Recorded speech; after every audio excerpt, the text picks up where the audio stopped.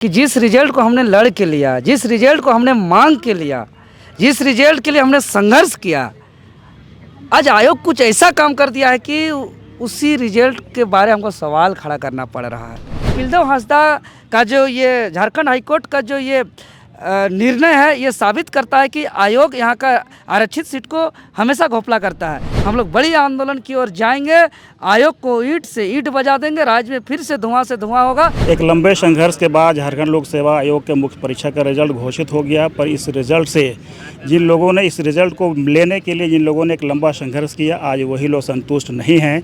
हमारे साथ अभी देवेंद्र नाथ महतो जी हैं। हम जानते हैं इनसे कि आखिर इन्हें प्रॉब्लम किस तरह की है, क्या मामला है देवेंद्र जी का। जी, आयोग के रवैया से हमको भी बहुत दुख हो रहा है कि जिस रिजल्ट को हमने लड़ के लिया, जिस रिजल्ट को हमने मांग के लिया, जिस रिजल्ट के लिए हमने संघर्ष किया, आज आयोग कुछ ऐसा काम कर दिया है कि उसी रिजल्ट के बारे में हमको सवाल खड़ा करना पड़ रहा है। यह अपने आप में और इस राज्य के लिए और इस आयोग के लिए और आने वाला भविष्य के लिए यह शर्मनाक है, क्योंकि इस रिजल्ट में पूरी तरीके से जो विज्ञापन का, मेंस एग्जामिनेशन का नियम का क्लॉज 3 का वायलेशन है, उल्लंघन है। इस नियम का जो जेपीएससी का नियम का गजट का 19 का क्लॉज 2 का अवहेलना है। संविधान के अनुच्छेद 15 और 16 का पूरा नज़रअंदाज किया गया है। मतलब साफ नियम के आधार पर रिजल्ट जारी नहीं किया गया है।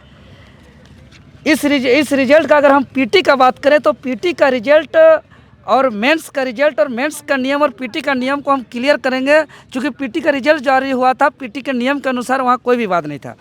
पीटी का जो नियम था, वो पीटी का नियम आप देख सकते हैं। आप कैमरामैन से भी हम निवेदन करेंगे, साफ इसमें लिखा हुआ है स्पष्ट रूप से कि पीटी का जो रिजल्ट होगा, ये साफ इसमें लिखा हुआ है कि selection list shall first be prepared which shall content candidate equal to approximately 15 times the total number of advertised vacancy. माने एडवर्टाइज्ड वैकेंसी के 15 गुना पीटी में रिजल्ट देना है। और इसमें यह कहा गया है कि अगर किसी कैटेगरी का उस कटअप पर, सिंगल कटअप पर अगर 15 गुना रिजल्ट नहीं होता है तो उस कैटेगरी का कटअप को डाउन करते हुए जितना 15 गुना नहीं हुआ है उसको 15 गुना किया जाएगा। और आपको क्या लग रहा है, आपको क्या लगता है ये आयोग ने इस रूल एंड रेगुलेशन को फॉलो नहीं किया है? देखिए पीटी में किया है, पीटी में देख लीजिए, पीटी में किया है। जैसे देखिए सिंगल कटअप उनका 246 था, 206 मतलब इसमें एडवर्टाइज्ड वैकेंसी का 15 गुना लाना था 246 में, तो एडवर्टाइज्ड वैकेंसी का अनरिजर्व का आ गया, BC1 का आ गया, BC2 का आ गया, लेकिन SC का नहीं आया। तो SC का 236 किया, जितना 15 गुना नहीं पहुंचा उसको 236 घटा करके किया। उसी प्रकार ST को 224 किया, EWS को 246 में ही हो गया तो उसको उतने में छोड़ दिया। प्रिमिटिव ट्राइब को 148 किया, मैंने कटअप को घटाया और एडवर्टाइज्ड वैकेंसी का 15 गुना का नियम को फुलफिल किया, वह कोई भी बात नहीं हुआ। अगर मेंस में हम जैसे ही आते हैं तो मेंस में ये नियम नहीं है। मेंस का नियम चूँकि ये इसमें कन्फ्यूजन करता है होगी स्टूडेंट को, इसलिए हम क्लियर करना चाह रहे हैं, इसलिए पीटी को भी हम ले लिए। मेंस का जो नियम है, जो देखिए मेंस नियम, एक बार कैमरा में देख लीजिए, मेंस नियम जो क्लॉज 3 में स्पेशल रूप से जो दिखाया गया है, हाँ हम थोड़ा क्लियर कर दे रहे हैं। इसमें एक इनिशियल सिलेक्शन लिस्ट होगा इंटरव्यू के लिए, और उस पर साफ इसमें लिखा हुआ है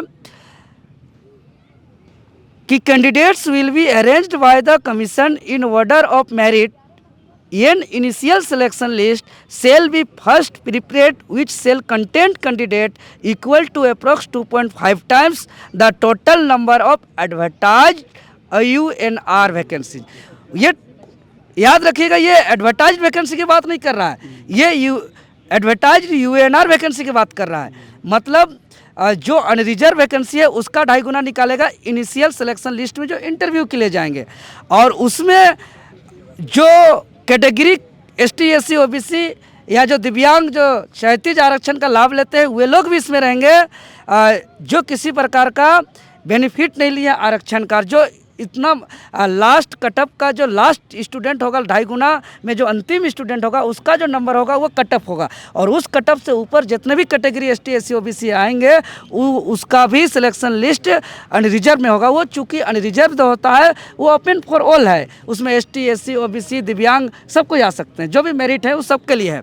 और वही चीज़ इसमें साफ साफ कहा गया है कि those candidate belongs to reserve category in the initial selection list who have not taken any benefit relaxation of being in a reserve category shall be considered as UNR candidates। और जो दूसरा सिलेक्शन लिस्ट होगा interview के लिए वो category student के लिए, उसमें भी नियम है अलग से उसका ST SC OBC के लिए कि reserve category candidates selected against reserve category seat have to be equal to approximately 2.5 times the number of advertised vacancy of the respective category।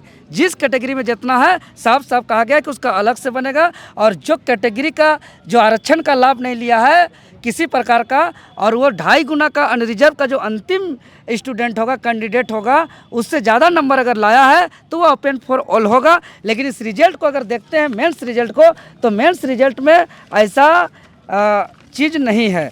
अब मेंस रिजल्ट ये है, मेंस रिजल्ट में देखिए mains result number roll number दे दिया, पता नहीं सही है कि गलत है, एग्ज़ाम में भी बैठा था कि नहीं बैठा था ये तो हम ब्लेम नहीं लगा रहे हैं, लेकिन इसको कटअप जारी करना था और अनरिजर्व का 2.5 गुना निकालना था अलग से, जिसमें सभी कैटेगरी का उसमें होना चाहिए, और उसके बाद अलग से 2.5 गुना सभी कैटेगरी का जिसमें दिव्यांग का भी और ST का SC का BC1 का BC2 का EWS का सबका अलग अलग होना चाहिए।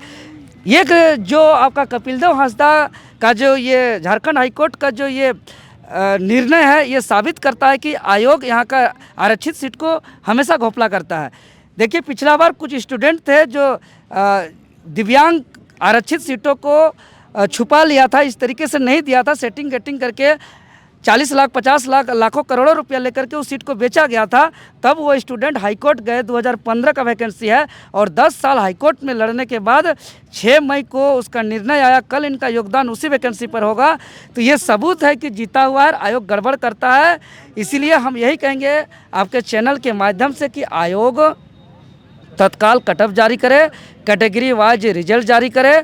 अगर ऐसा नहीं करता है, अगर कोई ये मंशा रखता है कि हमेशा की तरह पहले की तरह आयोग में रिकॉर्ड तोड़ गड़बड़ी करते हुए सेटिंग गेटिंग करते हुए अपने दामादों को, भाइयों को, भतीजों को, भगनाओं को हम अंदर करेंगे, तो वो ज़माना चला गया। सफ़ेद पोश नेता जो संरक्षण करके अपनों को अंदर करने का ज़माना चला गया।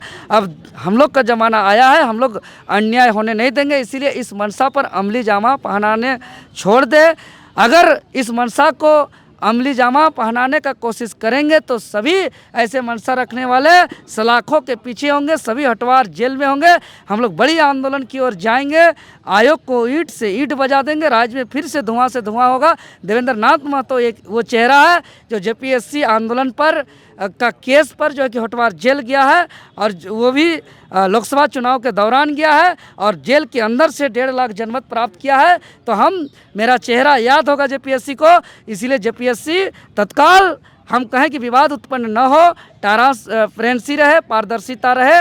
राज्य की सबसे बड़ी संवैधानिक नियुक्ति संस्था है। अगर आयोग इसमें सुधार नहीं लाते, अगला स्टेप आपका क्या होगा? अगला तो सामूहिक निर्णय लेंगे, बड़ा आंदोलन का उलगुलान का घोषणा करेंगे। आपने अभी देवेंद्र नाथ जी को सुना, अपना सारा जो है मकसद बता रहे थे कि अगला स्टेप इनका क्या होगा। इनका आरोप जो है वो सारा कुछ बता दिया इन्होंने। अब देखना ये होगा कि इस पे आयोग क्या एक्शन लेती है। जहां 27 वर्षों के सफर में 17,000 से भी अधिक छात्रों ने डॉक्टर एवं इंजीनियर बनकर भरे सफलता की ऊंची उड़ान, जहां साधारण छात्र भी झारखंड टॉपर्स बनकर बना रहे इतिहास। दूरदर्शी शिक्षाविद श्री विपिन सिंह के मार्गदर्शन में मेडिकल एवं इंजीनियरिंग के लाखों छात्रों के लिए आशा की किरण के रूप में गोल Nations leading institute.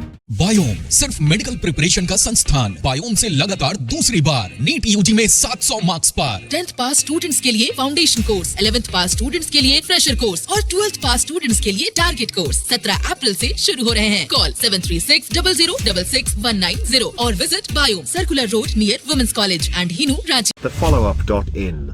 Like, share and subscribe. www.thefollowup.in